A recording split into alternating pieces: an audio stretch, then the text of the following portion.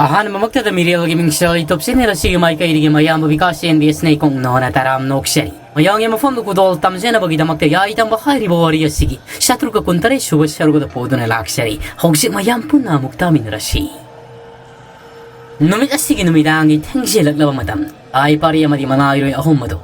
Shana ko nung asigi masi mayada makoiro taije laga layo haidne lelem.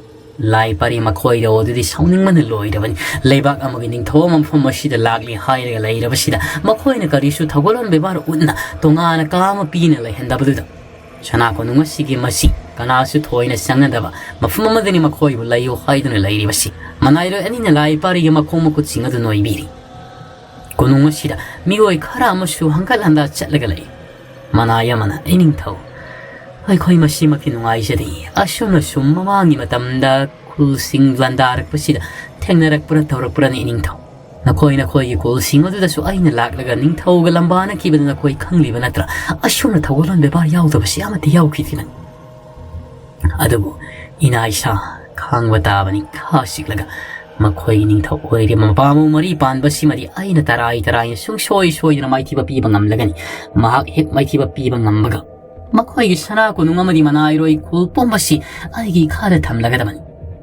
Karigay koy na hausik nung nang bagini. Madugi wado na tongana tamgay hayraga. Nakoy ane hayamway ay nakulasi. Laushilaba matamda. Kari pamba kulasi ginakoy na. Natamoy na pamjaba koy dajaba do hayo ay na loy na pigani. Ining tao ay gitine. Makoy kullasigi ako ibada ngak ibalami singa sigi lusing puril oin hapiu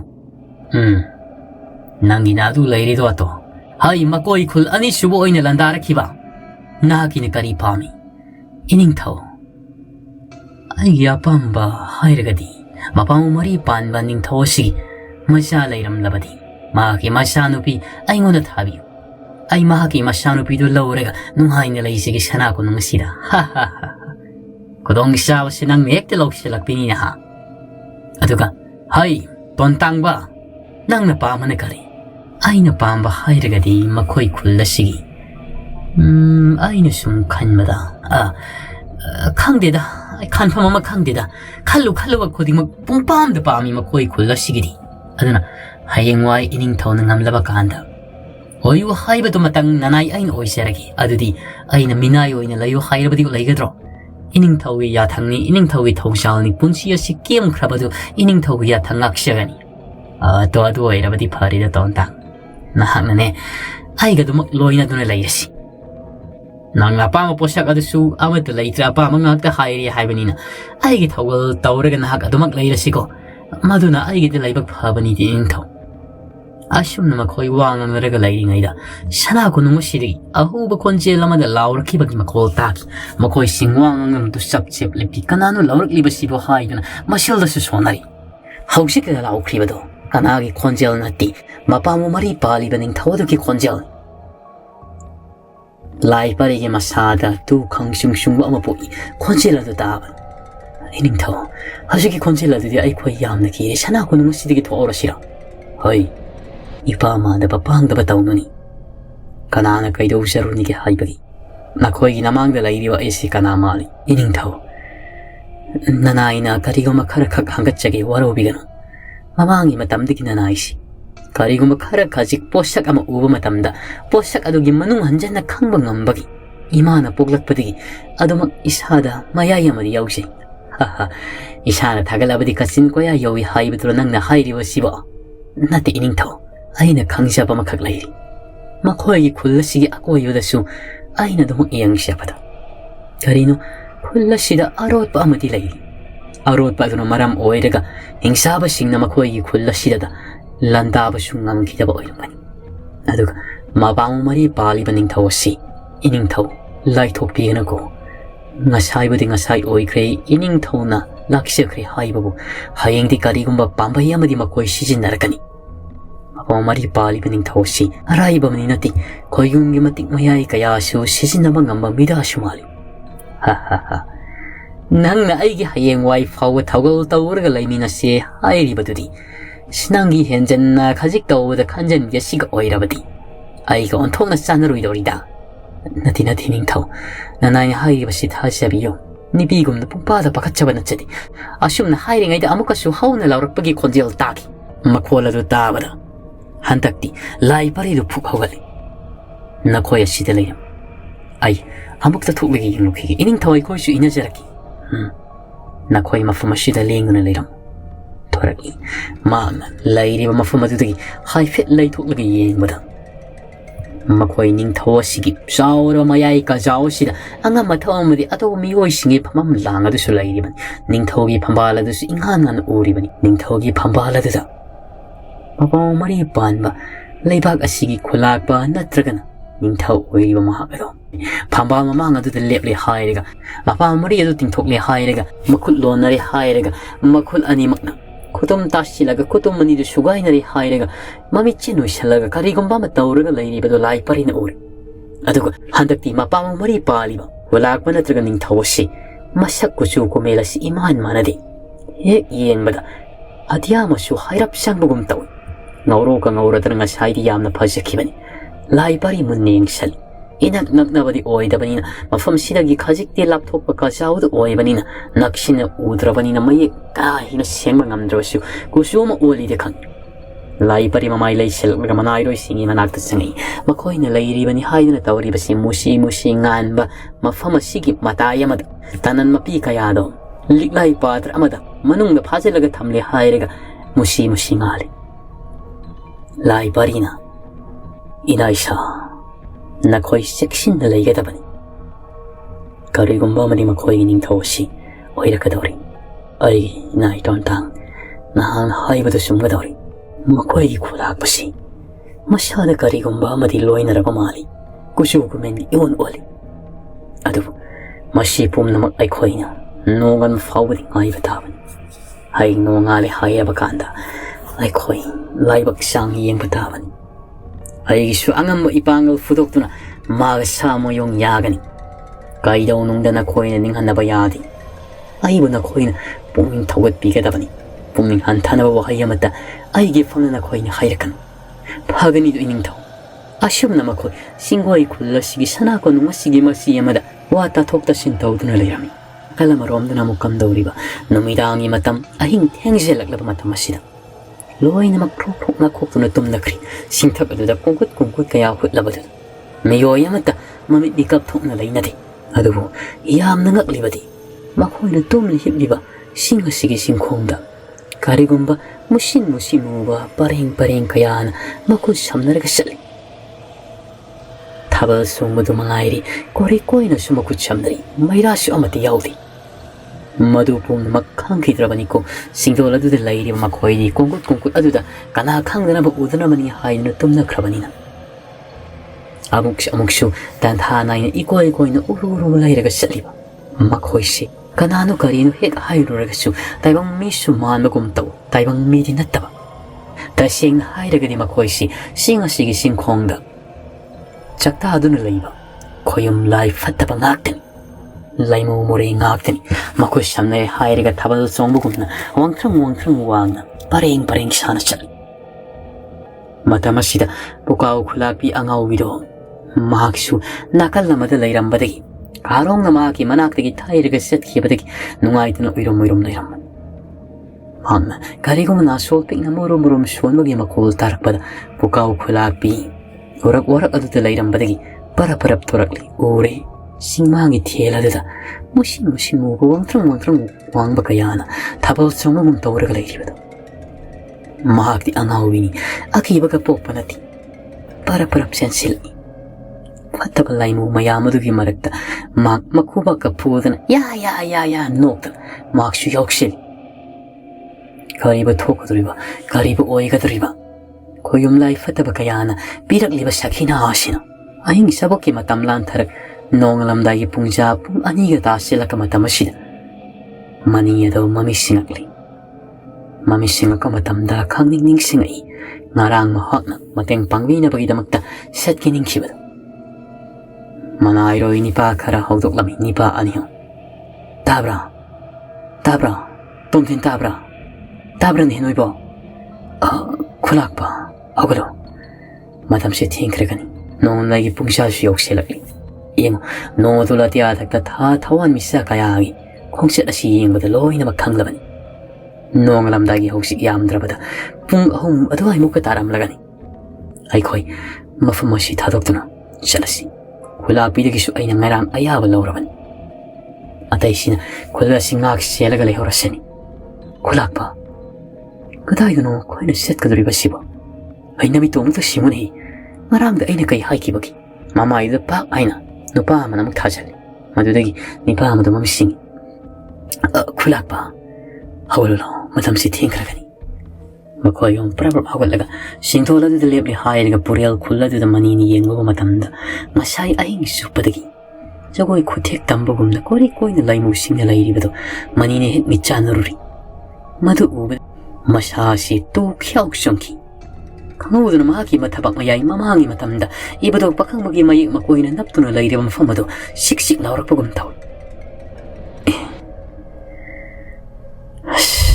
karina ai thabaki mayik makoi mamangi matamna naplama mapasi kanna sikli basibo kuntharaga laikai mihaki matungda pukau khula pina urau tharauna kanna laudana nopagi makhola makaktai madutiki mani masida tawaina onsiluba kanadi haidana thanglaban kupta manairoi aniyado hawraga oyom thayom khara puraga masak khanglmagi damakta mako masampum namak yatchillaga singmasigi wang masomda nongsuk maikai somda lapna tabu ukriba khulladugi maikai tamkhirami no nanga laglaba matamda gariba oi kaduriba gariba khanki kaduriba maki loinabi singsanglan ngambi asina salam daida hairamdana chatki basi nungai taba amadi atumak pukhawragani ahingi matam suppa maikai amaromdana mukam dawriba laing amado ngasidi ngantana mamit mikap thorakle hairega maktumba yadabadagi makhoi sumangadomda haksang sajal tawba hawkraban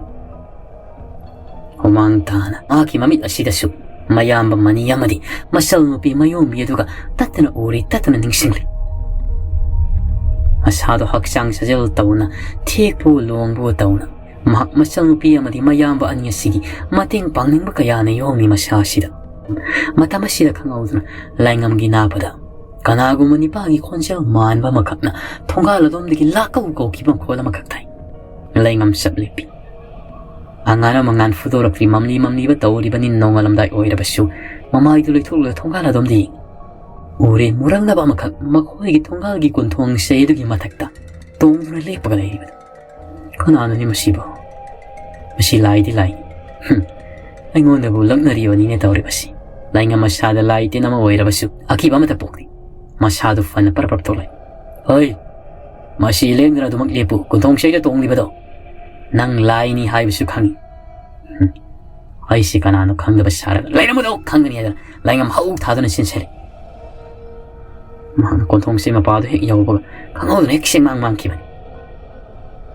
kanano ni tawri basiba khawang do mu ing konthong se du kan thokla thongkala du dilepdaga kari su udi maina palara bai khoi khulla sidaba masidi ai olangun saungai makha tana chu tumning ti haidana hawalaga haksang sajal tawri tamnarak li basiba hantaka saphong lo tanar segai gidabni la yorebasu ichacha tana dan polang kok sei silak thuk le kallabadi nayanglan sani do shumne laing ida hantak mukna nebi gi khonjalda laingam haida kawrakla makhoi gi thonga gi wang ma shumdi laingam khonjelado magi matamda ta khibagum khangtau tori to khyau shonki mamai hut lai thu gi yengakpada murang naba leptuna tumak lairam nipagi saban suman makum tawi nipigi saban suman makum tawi oi kanana tharak pananang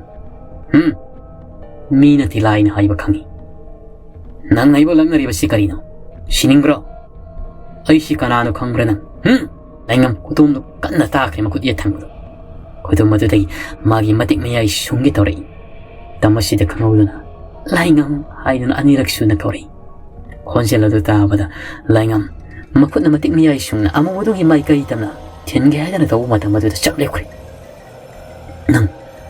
nang kanano masai ahan badana nipagi khonsel adana hausinga nipi aibu shumnaba aibu pukning nauthana tawriba nate laingam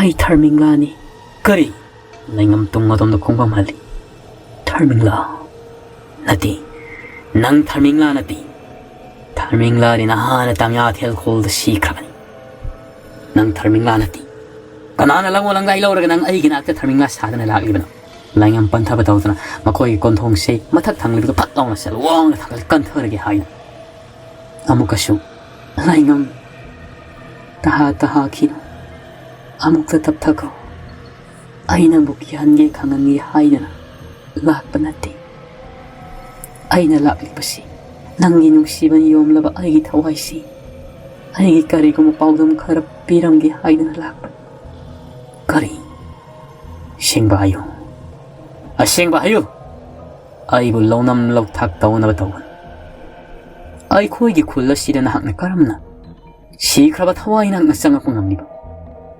laingam aigi pukningi wafam asi khakna hakna tabiyo nang natana aigi iwa khuli paukol thabinaba kanashu laitri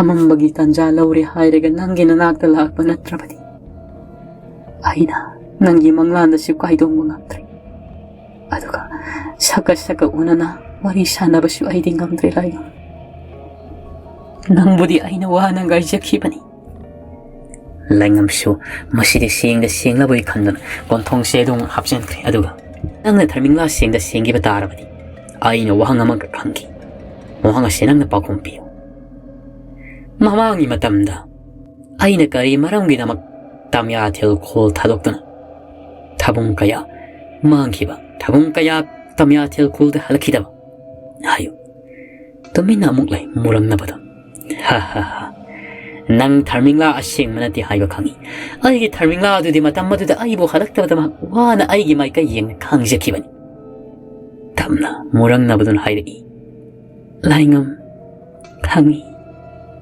napa tolengi ya thangi matung inna nahakna mafam asimaktada matangi kanglol laigi lairi kadu kongol liba syatki madudagi nakpo matangi kanglol laigi lairi manung masida singsin khiduna matam koina sangna thabum kaya laigi aina suwana ngaiki kona thangda karong amadi lai parina nangi kongol liraka matamda matangi kanglol laigi lairi asibu tiraka matamda mafam asidagi thengnaduna nangna miramlena sida makhoigi matengna sapong lakhibani aduga lai paribasu matangi kanglongi manungda nangna sangankhibani laigam tu khongsungsungi asengba sumang hairakpadada matam aduda aina kayagi matik waki haiba nang khangnabra mi fatta paitegi miyot minaida khangba ngamdraduna ithanda sijakhigi haidana khanki aigi sam haksang paitina hanjan ni piyoibigi ikai khumnaba sumangan biki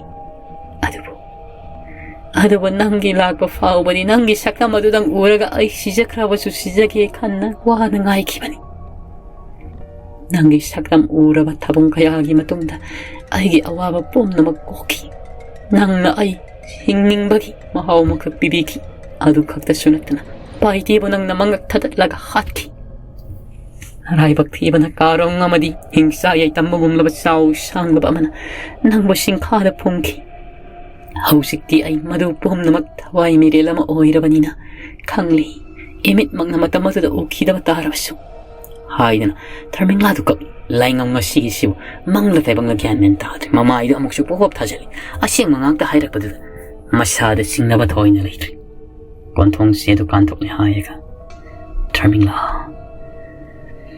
ngasi nangna khanghauduna aigi mangda leplarabasida aigi ngakpagi khamting nangna ibo asingma nungsikiba maktam oirabani nangi asingba saktamdo aingonda utlaro ihade laingam ihade mega laiga anigi marakta napa tolena pijang khakri aisu laini aisu thawai mirani laingamna nungsibadagi hena mari setpa nungsibadagi hena kanba matik miya yamata lairoi ipa tolena pijangna khakhrabasu nangna aibu asing amakta nungsiba oirabadi pijang adubu haidokle hairagan hakna aigi imit maktada nangi sakam uhan manghamgani asing nungsibagi mayai haibasi mapa naitrabani Tharmingla uhallo aigi mitta asing uhallo laingam tapna mahaki manaksang salay Tharmingla da sumatung hali ꯃꯗꯨꯗꯒꯤ ꯊꯔꯃꯤꯡꯂꯥꯅ ꯁꯦ ꯌꯦꯡꯉꯨꯁꯤ ꯍꯥꯏꯅ ꯊꯥꯡꯅꯃꯨꯛꯀ ꯃꯨꯁꯤꯟ ꯃꯨꯅ ꯂꯦꯞꯂꯝꯕꯗꯣ ꯖꯔ ꯖꯔ ꯍꯥꯏꯗꯨꯅ ꯃꯉꯥꯜ ꯃꯥꯏꯊꯣꯔꯛꯂꯦ ꯃꯁꯝ ꯃꯅꯥꯗꯨ ꯅꯨꯡꯁꯤꯅ ꯁꯤꯜꯂꯛꯄꯒꯤ ꯃꯑꯣꯡꯗ ꯐꯔ ꯐꯔ ꯍꯥꯏꯔꯤ ꯎꯔꯤ ꯊꯔꯃꯤꯡꯂꯥꯒꯤ ꯅꯤꯡꯊꯤꯖꯔꯕ ꯃꯇꯝ ꯀꯨꯏꯅ ꯎꯔꯨꯗ꯭ꯔꯕ ꯁꯛꯐꯝ ꯃꯤꯀꯨꯞ ꯈꯔꯈꯛ ꯎꯍꯜꯂꯝꯂꯦ ꯍꯥꯏꯔꯒ ꯑꯃꯨꯛ ꯈꯪꯕ ꯃꯝꯁꯤꯟꯈꯤ ꯑꯗꯨꯒ ꯊꯔꯃꯤꯡꯂꯥꯗꯨ ꯍꯤꯛꯅ ꯍꯤꯛꯅ ꯀꯞꯂꯦ ꯂꯥꯏꯉꯝꯗꯤ ꯃꯌꯥ ꯀꯥꯔꯒ ꯎꯈ꯭ꯔꯤꯕ ꯁꯛꯇꯝ ꯑꯗꯨꯕꯨ ꯀꯔꯤꯅꯣ ꯊꯔꯃꯤꯡꯂꯥ ꯍꯥꯏꯗꯨꯅ ꯃꯆꯤꯜꯗ ꯁꯣꯜꯂꯤ ꯊꯔꯃꯤꯡꯂꯥ ꯅꯪꯒꯤ ꯑꯁꯦꯡꯕ ꯁꯛꯇꯝ ꯑꯩꯅ ꯎꯕ ꯐꯪꯂꯕ ꯂꯥꯏꯉꯝ ꯐꯤꯖꯪ ꯑꯁꯤꯕꯨ ꯍꯥꯏꯗꯣꯛꯇꯨꯅ ꯑꯩꯅ ꯀꯨꯏꯅ ꯅꯪꯒꯤ ꯅꯐꯝꯗ ꯅꯪꯒꯤ ꯅꯃꯥꯡꯗ ꯂꯦꯞꯄ ꯉꯝꯗ꯭ꯔꯦ ꯑꯃꯝꯕꯒꯤ ꯁꯛꯇꯝ ꯂꯧꯕꯁꯤꯅ ꯑꯩꯒꯤꯗꯤ ꯏꯄꯥꯡꯒꯜꯅꯤ ꯅꯣꯡꯁꯨ ꯉꯥꯜꯂꯛꯀꯗꯧꯔꯤ ꯑꯩꯅ ꯅꯪꯒꯤ ꯅꯅꯥꯛꯇ ꯂꯥꯛꯂꯤꯕꯁꯤ ꯋꯥꯐꯝ ꯑꯃꯈꯛ ꯍꯥꯏꯒꯦ ꯍꯥꯏꯗꯨꯅ ꯂꯥꯛꯄꯅꯤ ꯍꯥꯏꯌꯨ ꯅꯪꯒꯤ ꯀꯔꯤ ꯑꯄꯥꯝꯕ ꯂꯥꯏꯉꯝ ꯑꯩꯗꯤ ꯅꯪꯕꯨ ꯊꯃꯣꯏ ꯁꯦꯡꯅ ꯅꯨꯡꯁꯤꯖꯈꯤꯕꯅꯤ ꯅꯪꯕꯨ ꯅꯨꯡꯁꯤꯖꯈꯤꯕꯒꯤ ꯃꯌꯥꯏꯅ ꯑꯩ ꯅꯪꯕꯨ ꯅꯊꯩꯕꯁꯨ ꯉꯝꯈꯤꯗꯦ ꯑꯗꯨꯒ ꯅꯪꯒꯤ ꯅꯅꯥꯛꯇ ꯑꯩꯅ ꯂꯥꯛꯂꯤꯕꯁꯤ ꯑꯩꯒꯤ ꯁꯥꯃ ꯍꯛꯆꯥꯡꯗꯨ ꯄꯣꯠꯂꯣꯏꯕꯤꯌꯨ ꯍꯥꯏꯗꯨꯅ ꯂꯥꯛꯄꯅꯤ ꯑꯩ ꯌꯥꯝ ꯋꯥꯔꯦ ꯑꯩ ꯌꯥꯝ ꯋꯥꯅ ꯈꯥꯡꯉꯤ ꯆꯍꯤ ꯀꯨꯝ ꯀꯌꯥꯗ ꯇꯨꯔꯦꯜ ꯑꯗꯨꯒꯤ ꯇꯣꯔꯕꯥꯟꯗ ꯐꯝꯗꯨꯅ ꯑꯩꯅ ꯀꯌా ꯀꯞꯆꯈꯤ ꯑꯩꯅ ꯀꯌా ꯂꯥꯎ ꯈꯣꯡꯖꯈꯤ ꯑꯗꯨ ꯀꯅꯥꯅꯁꯨ ꯇꯥꯕꯤꯈꯤꯗꯦ ꯑꯩꯈꯣꯏꯒꯤ ꯇꯝꯌꯥꯊꯤꯜ ꯈꯨꯜ ꯂꯩꯔꯝꯕꯗꯨꯁꯨ ꯏꯁꯤꯡꯅ ꯄꯨꯡꯊꯨꯝ ꯊꯨꯝꯈ꯭ꯔꯦ ꯅꯍꯥꯛꯁꯨ ꯈꯪꯂꯤꯕ ꯅꯠꯇ꯭ꯔꯥ ꯑꯩꯕꯨꯗꯤ ꯃꯈꯣꯏꯅ ꯄꯣꯠꯂꯣꯏꯕꯤꯗꯗꯅ ꯑꯁꯤꯕ ꯍꯛꯆꯥꯡ ꯑꯣꯏꯅ ꯂꯩꯔꯣꯜ ꯆꯟꯅ ꯄꯨꯡꯈꯤꯕꯅꯤ ꯑꯗꯨꯕꯨ ꯂꯩꯔꯣꯜ ꯆꯟꯕꯗꯨꯅ ꯑꯩꯈꯣꯏ ꯏꯁꯥꯒꯤ ꯆꯠꯅꯕꯤ ꯑꯃ ꯑꯣꯏꯔꯕꯁꯨ ꯃꯤꯁꯤ ꯆꯥꯗꯨꯅ ꯁꯤꯈꯤꯕꯅ ꯑꯩꯒꯤ ꯊꯋꯥꯏꯁꯤ ꯏꯪꯅ ꯆꯤꯛꯅ ꯂꯩꯕ ꯉꯝꯗ꯭ꯔꯦ ꯅꯪꯅ ꯑꯃꯨꯛꯇ ꯈꯥꯝꯕꯤ ꯃꯩ ꯋꯥꯏꯔꯦ ꯍꯥꯏꯔꯒ ꯄꯣꯠꯂꯣꯏꯕꯤꯌꯨ ꯂꯥꯏꯉꯝ ꯊꯔꯃꯤꯡꯂꯥ ꯊꯔꯃꯤꯡꯂꯥ ꯍꯥꯏꯗꯨꯅ ꯂꯥꯏꯉꯝꯗꯨ ꯂꯥꯎꯔꯦ ꯊꯪꯅꯕ ꯃꯤꯀꯨꯞꯇ ꯃꯃꯤ ꯁꯥꯡꯈ꯭ꯔꯦ ꯉꯥꯏꯍꯥꯛꯀꯤ ꯃꯇꯨꯡꯗ ꯅꯣꯡ ꯈꯔ ꯈꯔ ꯅꯟꯊꯔꯛꯂꯤ ꯎꯆꯦꯛ ꯎꯌꯥ ꯀꯌꯥꯅ ꯈꯣꯡꯕꯒꯤ ꯃꯈꯣꯜ ꯊꯥꯔꯛꯏ ꯂꯥꯏꯉꯝ ꯃꯊꯟꯇ ꯂꯥꯎꯔꯒ ꯂꯩꯔꯝꯃꯤꯗꯣ ꯃꯍꯥꯛ ꯋꯥꯈꯜ ꯈꯪꯇꯥ ꯇꯥꯔꯛꯄꯒꯨꯝ ꯇꯧ ꯈꯥꯋꯥꯡ ꯌꯦꯡꯉꯤ ꯍꯥꯏꯔꯒ ꯃꯈꯥ ꯇꯥꯔꯝꯗꯕ ꯃꯃꯥꯏꯗꯨ ꯍꯨꯃꯥꯡꯅ ꯄꯤꯀꯥꯡꯉꯣꯏ ꯄ꯭ꯔꯞ ꯄ꯭ꯔꯞ ꯌꯨꯝꯗ ꯆꯪꯉꯛꯏ ꯃꯪꯒꯣꯜ ꯌꯨꯔꯤ ꯇꯥꯐꯝꯗꯨꯗ ꯃꯈꯣꯡ ꯌꯥꯟꯊꯔꯒ ꯐꯝꯃꯤ ꯁꯣꯔ ꯆꯥꯎꯅ ꯍꯣꯜꯂꯒ ꯀꯔꯤꯅꯣ ꯍꯧꯖꯤꯛꯀꯤꯗꯨꯕꯣ ꯍꯥꯏꯗꯨꯅꯁꯨ ꯈꯜꯂꯤ ꯃꯁꯥꯃꯛꯅ ꯊꯦꯡꯅꯈꯤꯕ ꯎꯅꯔꯒ ꯋꯥꯔꯤ ꯁꯥꯈꯤꯕꯗꯨꯕꯨ ꯊꯥꯖꯕ ꯉꯝꯗꯦ ꯊꯋꯥꯏ ꯃꯤꯔꯦꯜ ꯑꯃꯈꯛ ꯊꯦꯡꯅꯅ ꯇꯁꯦꯡꯅ ꯑꯀꯤ ꯇꯨꯖꯨꯡꯕ ꯄꯤꯗꯨꯅ ꯋꯥꯔꯤ ꯁꯥꯕ ꯍꯥꯏꯕꯁꯤꯡ ꯑꯁꯤꯅ ꯑꯍꯥꯟꯕꯅꯤ ꯂꯥꯏꯉꯝꯒꯤ ꯃꯐꯝꯗꯗꯤ ꯀꯔꯤꯅꯣ ꯊꯔꯃꯤꯡꯂꯥꯅ ꯑꯩꯉꯣꯟꯗ ꯍꯥꯏꯔꯝꯂꯤꯕꯗꯨꯕꯣ ꯃꯗꯨꯕꯨ ꯊꯔꯃꯤꯡꯂꯥꯅꯅꯤ ꯍꯦꯝꯅ ꯇꯧꯔꯤꯉꯩꯗ ꯃꯥꯒꯤ ꯂꯣꯏꯅꯕꯤ ꯑꯄꯤꯁꯅꯥꯅ ꯍꯧꯒꯠꯂꯛꯄꯒ ꯃꯄꯥ ꯁꯅꯥꯅ ꯍꯀꯥꯝ ꯋꯥꯕ ꯆꯟꯅ ꯍꯥꯏꯗꯨꯅ ꯈꯧꯊꯦꯡꯂꯛꯏ ꯃꯍꯥꯛꯁꯨ ꯃꯄꯨꯔꯣꯏꯕꯅꯒ ꯐꯝꯃꯒ ꯂꯩꯔꯝꯕꯗꯨꯗ ꯌꯥꯍꯧ ꯉꯜꯂꯦ ꯉꯁꯤꯗꯤ ꯉꯟꯇꯥꯅ ꯍꯧꯒꯠꯂꯦ ꯍꯥꯏꯔꯒ ꯍꯛꯆꯥꯡ ꯁꯥꯖꯦꯜ ꯇꯧꯔꯝꯒꯗ꯭ꯔꯥ ꯈꯜꯂꯒ ꯌꯨꯔꯤ ꯇꯥꯐꯝꯁꯤꯗ ꯙꯔꯤꯁꯤꯗ ꯃꯈꯣꯡ ꯌꯥꯟꯊꯔꯒ ꯐꯝꯂꯒ ꯂꯩꯔꯝꯃꯦ ꯈꯜꯂꯝꯂꯤꯕꯅꯤ ꯂꯥꯏꯉꯝꯁꯨ ꯃꯍꯥꯛꯅ ꯐꯝꯂꯤꯕ ꯃꯄꯥꯗꯨꯒꯤ ꯈꯔ ꯍꯟꯊꯣꯔꯛꯂꯤ ꯑꯌꯨꯛ ꯀꯣꯔꯧꯍꯟꯕ ꯃꯍꯥꯛꯅ ꯈꯤꯡꯒꯥꯔꯛꯇ꯭ꯔꯤꯉꯩꯗ ꯅꯣꯡꯄꯣꯛ ꯃꯥꯏꯀꯩ ꯑꯣꯟꯅ ꯇꯨꯝ ꯍꯦꯛ ꯍꯧꯒꯠꯂꯛꯄꯒ ꯃꯕꯨꯛꯅꯤꯡꯗ ꯀꯣꯔꯧꯍꯟꯕ ꯃꯍꯥꯛꯄꯨ ꯈꯨꯔꯨꯝꯖꯔꯦ ꯍꯥꯏꯔꯒ ꯑꯄꯤꯁꯅꯥ ꯃꯁꯥꯃꯨ ꯁꯦꯝꯂꯦ ꯍꯥꯏꯔꯒ ꯃꯍꯥꯛ ꯑꯌꯨꯛ ꯉꯟꯇꯥꯁꯤꯒꯤ ꯊꯕꯛ ꯏꯪꯈꯥꯡ ꯇꯧꯅꯕ ꯍꯣꯠꯅꯖꯈ꯭ꯔꯦ ꯂꯥꯏꯉꯝ ꯑꯗꯨꯗ ꯋꯥ ꯂꯥꯟꯁꯨ ꯉꯥꯡꯉꯝꯗꯦ ꯂꯥꯏꯉꯝꯁꯨ ꯉꯁꯤꯒꯤ ꯁꯤꯕꯨ ꯀꯔꯤꯅꯣ ꯑꯃꯨꯛꯇꯐꯥꯎ ꯊꯣꯛꯇ꯭ꯔꯤꯕꯅꯤꯅ ꯃꯍꯥꯛ ꯑꯗꯨꯃꯛ ꯋꯥꯈꯜꯗꯣ ꯍꯟꯖꯤꯟ ꯍꯟꯖꯤꯟ ꯈꯟꯗꯨꯅ ꯂꯩꯔꯝꯃꯤ ꯅꯣꯡꯅ ꯃꯄꯨꯡ ꯐꯥꯅ ꯉꯥꯜꯂꯔꯤ ꯃꯈꯣꯏ ꯈꯨꯜꯒꯤ ꯅꯤꯄꯥ ꯅꯍꯥ ꯀꯌꯥꯁꯨ ꯂꯥꯛꯂꯒ ꯂꯥꯏꯉꯝꯗ ꯂꯧ ꯎꯅꯅꯕ ꯃꯐꯝ ꯊꯤꯔꯁꯤ ꯍꯥꯏꯗꯨꯅ ꯈꯨꯟꯖꯥ ꯅꯤꯄꯥ ꯀꯌꯥ ꯍꯧꯅꯔꯒ ꯂꯥꯛꯂꯝꯃꯤ ꯏꯅꯤꯡꯊꯧ ꯃꯃꯥꯡꯒꯤ ꯃꯇꯝꯗꯒꯤ ꯑꯩꯈꯣꯏꯅꯁꯨ ꯈꯟꯅꯔꯒ ꯂꯩꯖꯔꯕꯅꯤ ꯏꯅꯤꯡꯊꯧꯗ ꯍꯥꯏꯒꯗꯕꯗꯣ ꯏꯅꯤꯡꯊꯧꯅ ꯃꯊꯥ ꯀꯌꯥ ꯄꯨꯕꯗ ꯎꯗꯅ ꯑꯩꯈꯣꯏꯅ ꯍꯥꯏꯖꯗꯕꯅꯤ ꯑꯗꯨꯕꯨ ꯉꯁꯤꯗꯤ ꯃꯇꯥꯡ ꯃꯇꯝ ꯆꯞ ꯆꯥꯔꯦ ꯈꯨꯜꯒꯤ ꯂꯥꯏꯅꯤꯡꯊꯧ ꯂꯥꯏꯔꯦꯝꯕꯤ ꯑꯅꯤꯅꯁꯨ ꯑꯩꯈꯣꯏꯕꯨ ꯊꯧꯖꯥꯟꯕꯤꯗꯨꯅ ꯑꯅꯥꯁꯤꯡ ꯄꯨꯝꯅꯃꯛꯁꯨ ꯐꯥꯏꯜꯂꯕꯅꯤꯅ ꯑꯩꯈꯣꯏ ꯂꯧ ꯄꯊꯥꯞ ꯆꯠꯊꯗꯨꯅ ꯆꯥꯅ ꯊꯛꯅꯕ ꯋꯥꯠꯇꯅ ꯐꯧꯁꯤꯡ ꯃꯔꯥꯡ ꯀꯥꯏꯅ ꯍꯥꯞꯄ ꯉꯝꯅꯕ ꯑꯩꯈꯣꯏ ꯂꯧ ꯎꯐꯝ ꯀꯔꯣꯝꯗ ꯂꯧ ꯎꯁꯤꯒꯦ ꯍꯥꯏꯕꯗꯣ ꯏꯅꯤꯡꯊꯧꯗ ꯍꯪꯒꯠꯆꯒꯦꯗꯅ ꯂꯥꯛꯆꯔꯤꯕꯅꯤ ꯂꯥꯏꯉꯝ ꯃꯪꯂꯒ ꯂꯩꯔꯝꯕ ꯋꯥꯈꯜ ꯑꯗꯨ ꯊꯩꯈ꯭ꯔꯦ ꯑꯗꯨꯒ ꯅꯨꯡꯉꯥꯏꯔꯦꯗ ꯈꯨꯜꯒꯤ ꯑꯍꯜ ꯂꯃꯟꯁꯤꯡ ꯏꯊꯛ ꯊꯣꯡꯕꯁꯤꯡꯅ ꯂꯥꯛꯄꯤꯔꯒ ꯋꯥꯐꯝ ꯑꯁꯤ ꯑꯩꯒꯤ ꯏꯐꯝꯗ ꯍꯧꯗꯣꯛꯄꯤꯔꯛꯄ ꯑꯩꯁꯨ ꯃꯁꯤ ꯈꯜꯂꯒ ꯂꯩꯖꯔꯝꯕꯅꯤ ꯑꯩꯈꯣꯏ ꯆꯥꯅ ꯊꯛꯅꯕ ꯑꯋꯥꯠ ꯑꯄꯥ ꯂꯩꯍꯟꯗꯅ ꯈꯨꯜ ꯑꯁꯤ ꯅꯨꯡꯉꯥꯏꯕꯤ ꯃꯔꯥꯡ ꯀꯥꯏꯅ ꯂꯩꯅꯕꯒꯤꯗꯃꯛꯇ ꯂꯧ ꯄꯊꯥꯞ ꯆꯠꯊꯅꯕ ꯑꯁꯣꯝ ꯅꯣꯡꯆꯨꯞꯂꯣꯝꯗ ꯃꯃꯥꯡꯒꯤ ꯃꯇꯝꯗ ꯆꯥꯎꯔꯕ ꯅꯨꯡꯆꯨꯞ ꯆꯤꯡꯖꯥꯎ ꯂꯩꯔꯝꯕꯗꯨꯁꯨ ꯑꯩꯅ ꯇꯦꯝꯈꯥꯏꯅ ꯊꯨꯒꯥꯏꯈ꯭ꯔꯕꯅꯤꯅ ꯃꯗꯨꯒꯤ ꯃꯥꯏꯀꯩ ꯑꯗꯣꯝ ꯐꯥꯎꯕ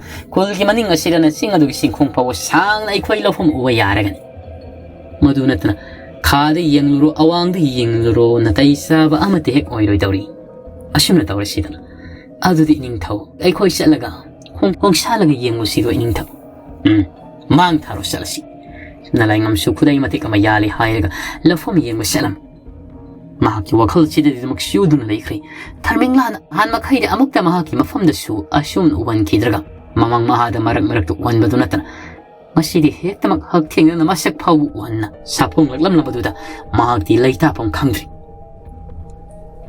Miyoy ama nagkawara ba siya tarang marang ama di hek laylang gumtaw ahan ba kaw ba tahada gumtaw ay koy ining taw siya pamamangi ba taw gumanay kalabad sa alapaw kanaraban ining taw laygang ha mama iyeng biyo masigil lofum pa rin nga siri ontong na sulay haw pa kay iyeng mo da kangi hawri ba pambisi nga si paw ba ham-hamay lawara na patsakay laybak siya ham-ham kay Masi patsan ay koy na lawri siyam ni hayraga law patap sa tabada ay koy kulgi mising naga yamdaban ni lempa na konaraga nito ining taw. Sumi, lempa na konaraga ni mama, adobo mama. Law uba hay ba siri na sa idi toido hendo na hay dido. Mama na kara takpi kadra. Karigi de takbo ay isagom man na hakti. Koy na loy na sinnatung na takani. Langgon koy ba law hun ba? Lauri kasin tau ba? Lauri siyam ba? Aduga, nahon poy ba? Asinasing ba kaya matakaduri ba ninyo? Adudi yaman numayri mama. Adudi, ay koy na law koy ba siri mamangi matam na di san naga koy na ramihay koy di pa ba koy na mafamasida na anway lady ngay di hausik di kari na koy ba tayo? Ining tau, ay koy gi kulsida di hausik san sulay trabanina. Lamgi iroy si sangbi kaya ay koy na pari hayraga sisinaba taban ito na. Masido sangwal laba sukak tali hayraga. Adum na tao ba taban ito na mamahayon. Haahanok na rin. Nakalamarom na nakamdaw riba ayo yandaangan masida. Lai pari madi manayroy do mafamaduta. Kre-kre inaba mo kay tumli. Sana ko nung masida gi. Ayo nganta sida. Dong hayon pung ngamayay. Pung madugi makol tabada. Prang hawan na rin. Makoy ning tau ko wala sige angam matau sing ama din ning tau gi imong manung sing su na tillari mayay ka gi parinda makoy su amat tau do piyak ti makoy si miyoy naga thaba na ti mafama sida lay ba siya sana ko nung miyoy awat na lai pari do manay ro sing na hudog li ining tau ya lai pari hawalak laga masada tarang marang amo oy na kaday sekre imang dili pamuto hayri mag tinongan am dai da mag yek na ba pamumari panda siga kan na phuna ba mangama mangluri bani madugi ni mangoy hawi mang hayri basi ining tau kari no haibiri ba dabo? Ay di mangoy ramali na. Siyam na hayri ngay da. Pamumari paan ba? Ning tau do. Magi. Sana pamba mamanga do telip li hayri ka. Haw na lao na kong nagli. Lai pari hay ba huy? Paray sat kay. Lod krabara natraga na kulla si tadok na sat krabara. Mag na kulla si tadok na sat kiba de ing naan ba hay ba dumadi oy tok trabani. Kana lay. Minna idigi hena to lama lai pari hai baduga haing khongyam bigum inarak liba maya manai roiba aho maduga ai imang da puro kellamani mai manai roi singaduna masi da tinare lai pari madi manai roi aho madu lairam liba do kachilama da uthorak ingthau asida lai akoi aho madu di ek yeng bada kachilla du go waisinra ton luroba oiri pibama masadri is hayan mahay mana ton ngi mention na hangoy to kachabagi mamongdam masin go suktok ni yeng lai parina nakoy ay gitu mo dalay lai pari masong panna tum hawalak to imasil maya faw sing manatri tarang marang nga mada hawalak pagayek kawrak libasi makoy gi kulla sige sa nabi sidi pura mo nga man mapamamari pan maning tawdan ha lai pari nakakahog sigtagi hauna lamba na raga bani nasayri gining tawo siri ma saba thakpa yawa masihoy ba kaya susana tik laudun lairaban adu balai paidi ngarang khara sakhi ba do mangai nongala pada di mabuka shawani chak lam ui lauraban masin maya phau masabo sing manatri masamaru ga phari dauri ba mukut nan thare hairaga kari haiba laiba ga magining tawo oiraga thajeru dabagi mongda asuk yamna thawglon takshi kasi yaudam laibak amagining thawmani aisyu ipa ipu handak tagi sanrak pigi matung inna pangal sangyeng naraga angam maduna laibak lawba khudum sen ba khaiba siri nangdi khanglam loini mafam asida loi thadana lakpadi gi lai khibanina masiri aina paramatik saba matambi batabani Kari! Minna irigi hena tolava na koi ngang mo sari bado. Loi tarak pa kai na. Na koi nga siri lem nam na taro. Nang naga hot pa na tan nanay roi ahum mo siyaw na. Mga katpadan ka matom kakli hai rega. Ay sana ko nung sige saing sara ba sa kai kaya da tato ko ni. Asi kakta sunatan nabuk amata pijaroy nabuk hangan do na. Haugsik ay galambana ga daman. Lai pari madu tabada. Masyado sauning man loy ram asuk yam saukot ba ding thaw sibu hai na hauna khangda ba sibu hai na. Ning thaw. Lai ngang saba. Ay nga nga sama yung yasi hai ba di. Ipa ipo gisa na bigyan matong inap mitong le naman na puk hang na lambana ba hai ba si sana di. Taw su taw na di. Ay puksak tan na papiyo. Sak pukam no amato oy ba su ay ngon na katno. Madu bu sari hai ga nang na lambana ning mong da lambasi ay siyam sadu na layra rabani. Manay reba ako madadi mapamamari pali ba ning thaw du gi sawong sadadu u da ki ba da loy rabani. Tasiyeng na at yama suda maksyan na masyado ko su uwalaga layram ba duda. Masyag ado su hanay gaya na kiri masyado batrang karag layram. Narang numidang oiram da takiba mahiyado na maram oiragan. Mahiyado ate yamatanati. Maki masamu wasi hena pagat na ba masamu da asok apal amata layta na bagay da magta. Side hida ado pasina sumle hayraga sana ko nung masigi may sa umay ba kaya tanaraga tagliban. Idi hida kasi na kadayo ay digi pangkige hayra ba kanda. Purel kulda kulak pa mana paling matamda. Masigi ning tawasiga anak ko marilay na rami. Matamadudagi. Makoy na sidi hida adubu sara laure hayraga makoy na layre ba mafum masida kayar mafum ko di magtatado na yung hawkidi hawmalagta ba dagi sidi hida kaya makoy na laure hayraga purel kulgi maning singa dudagi makoy na pasya na matampom na magta lido na tambayana bagita magta may oy na pasya na sumlaga sanagi patra da hapto na tamkiban madugi sidi hida mahi masyum maduni mahag na ngarang takri ba to maduna mahagi masa sondam lamba masagi sayna kol fanglam madu pom na magkungkoko kraga mahag masa si hena tongan mo oirakliban tasing na hayra ba di mapamamari pali ba ning tawasi masagi su aray ba madinati hana digi karigo matik maya isiyan maning tawamaka pari pamamari pali matik ngaksaw tiyak pa danatana Nasamaki nayum sanako nung ni haidon su ngammi haidon ngang diri nipa thongna karigom ba ay na kudong tidra sige da matang yoro fauba norok ko da banati yare kaday way nang nilambana ning mamafuma do hayo salasi kulaya mata yaw ba yaroy ay nang na sana lambana ga da bani adu karigom na hakna kulay na kutapay na heksama yung ay yarak patara badi na sana may tiba masi yaba tara badi Hausim lambana ba sida ay su ayawa pi.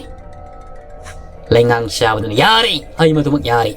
Hantag muka kaligomba nanggi saypu nanggi kupuda ay na wakol tado na lekta kiba natraga na ikuta kula ay mapayrak laba. Sektik ama pawi hek payrak laba. Nang na ay iramdam ay ikulpom na maglaw ko ay siya nanggi na pam na may tiraba.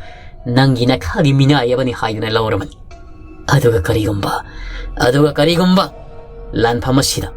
Nang na may tiba tarabadi nang amuk hanna miram lena sila laiba fanglaro ya laiga pariga maning mamang untuk na rehairaga pari lai haiduna olaga lairam lena tin kragadabani na hakti ya ito nukli lai parisyo makya krakraksi sakti lama na uwi lauraman madudagi manayroy ako madugi manungdagi manayroy amana kadayadagi laurak libano lamak libano kangde Patramada ising karayaw ba pirakli lai parida ining thaw masya mukta ising ta par guru hayo na singsali kut ay na tay mapamamari pa malingang sawa ning thaw do na sunog ni taksaw kadhay digi ising na koy na takli ba daw tijum mo ram ganini ya maduna kayam na nasakan kat kadaba nising marikara yato tang mada ay na ayaw piri ba sinaray ba parabani ay ising si kaday di parak lima na ining tao makuhi manaya manasang lihayri ka ingo na pirakpan manaya do na sumakudo mitil laga hayri ay tijam ising ni nado di tijam isang ni ay na mayam sang laga nokseli ning tao da sumangayri aduri ka na inaysa ay na pa amado magtoy tijam takpa ning tao sibo masana masagi umangol pijarabani ay may wang saubugi sang si ontok lihayri ka kusalo mahaki makak laba masa singa se ko du da pulap hap chile hairaga haigi yuk liba sa kai marak lang singa da woni sa kai singa du ko se segairaga asiba haksang singa se yena lag da sana budo madu ai yenga da rivani nangi narayuk fa ba mana ku va udi san biraga ni ha yo no lai parido hena asaw mo oirak kana gi suwa ta ki prop chang sele nang na pa mo fa madu da puro hausam lambana rasi ngarangi saina pung du oiga doribra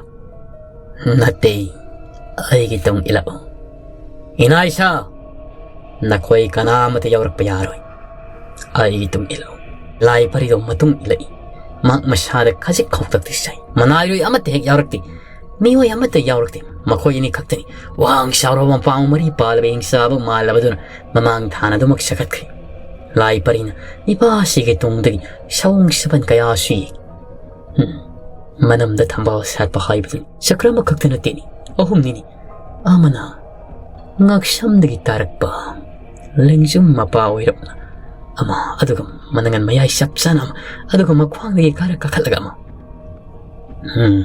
masi arai manati maki mathwai mamidi ahum masida lai batai lai parisu khangkri panasang na matung inarai mioi fong kanam te lai taba lambi yaukselak le sana kun masi apa mari pan betul hanna muk yeng na lai parisida karem nan no lao nangi sina balambi aina takpi ra kadabani kadai tana no ai bu puri ba shet pada de khong asi sok tha lagi hairi bra nang dina thibong mayam sar ga lak pani ai di ising na khoi gi thijum madu kak thakman ha na thibong thijum madu thakpa phangli badu narai bu pharabani ngasi de giri miram len taibang pan gi sinjak hai badu laitol tangba phanglaroi dabani nungsit phar ga nang lairam len da saru ga dabani ha sma makhoi ni muktu lak pana sum lairo nung da kum thak hi bagum na thak lairi ba mapa du yok selakli makhoi sana ko nung si a manung hanjen ma mapa amada masi da mainam kaya su thel lainum hanjen na thak a lai kha nung ho lai kadai no ai bu puri ba kari ki ri bano sama yong shi yatri kari gino ai bam fumasi de purak le hairaga ibani lambana na bagi damakta babu amata su yahondri bani kanana ai khoi ni mukna bada kanana ngami haibadi khangnagani ni pasi kari su khangano ahingba angam badu khaktana mafumasi digi thokpa ngamgani aduga nang aina masida saina ba pum namak sana ko nung adu te laiba mioi pum namak na khangba ngamgani pum namang uba ngamgani maduna karamna Laat launi pum namak loi na ura gada banini numadum kum tharak lemi phaniam su yamna lu tharak lami kadai wang sang da bano haibido khangnan a makhata na pu tharak lam madudagi a lairo no masida pak laba saina punga makak lairami lai mai sida masi de ikhen ka yam su tai saina punga sigi akoi bada hingsa bagi mitam ka yam su the khangogdana hingsa bagi mitam mayam singadu ki makok koklain mapa duda maibu urang hain mathal kar mai ho bahorli akoi du pungan ngali akoi badu ngala kamatamda uri akoi bada lai wase phaklang la karino haibe su khangdi isingumna mareng su chali ising ithak nai bugum hingsa bagi mitam lai ba singadu gi matung madom dani ko lai parin yengda uri basi aduga ngakli badi isingumna mareng sana paklang la karino khangda bakaya lairi basirei a sana konung de lehoba mioi singadu gi saktam sing do loina mok song thoragli akoi basida ma ki manai ohmadu siyauri makhoi asida mitam lakpugum thori kadai waiduno nang ngai bu purakli ba ha lai pari nang na ayasi kanano haiduna tijan ba wat padi gi khangda bani ayasi kanano haiba nang na mamut cheng na munna khangma tarabadi ai inak talak na nang na nakhaupong na lambana si haiduna hairam di batsu hairam da bayai urabra miram ne na sida amata ngai ba mafamni miram ne sigi power ba amai silon chat pa kayabu mafam sida mga kaktatli hairaga aina ai mapu oiri ba mitrang mingsel gi mafam da kachaki kari mitrang mingsel mani mitrang mingsel madudagi mafam sigi anga ka fanglaba sakba masi ujera kibani Urabra, akoibada lairiba hingsabagi mitam kaya sigi matungda ising manunggumna ising itang ipom na ibagom no maring satlaga sana ko nung kazaul dala hawa miyo ising loin uribasi makoy singi sakam masir toribasi masi mitrang na makang ay ifam da mapa na iriba matip niya kaya lairi maram bato na amay bato na fawa ay gamayo na kikibani masanik kibani nung mata ay imang dalatu na amay bato na ay galamba na si haibadi yakiti maramdi ay di makoy gumakayabo hatuna mga kaktuna pumasidigi katsari baniya ay ano shom na kamdori shower ba kazaudu de laiba manayro isingado wakal ta na makoy na laiba fumaduda bom loy na magtut hanakraban manayro ahumudu siyauna shower ba kazao sigi mapala domdigi thongsu siana lolaga ning thau manay singna thongbala domda changduna laibani bom no makasing thogi khojil tharang ngaktan shower ba kazaudu da wakal ta na lekthariba singadugi mamittana uribani ashomda lai pariga pamong mari pan balingang sabasi lambana gaduribasi lai pari tuti masad anak padana khankai asi khakta sunatna mahang na si uribasi bukari matawno haidna khalli lai pari nga sai makai tumina taramado hausikti wa ngang bhaurakli laingang saba nang ai ifam du liba saina pong asibo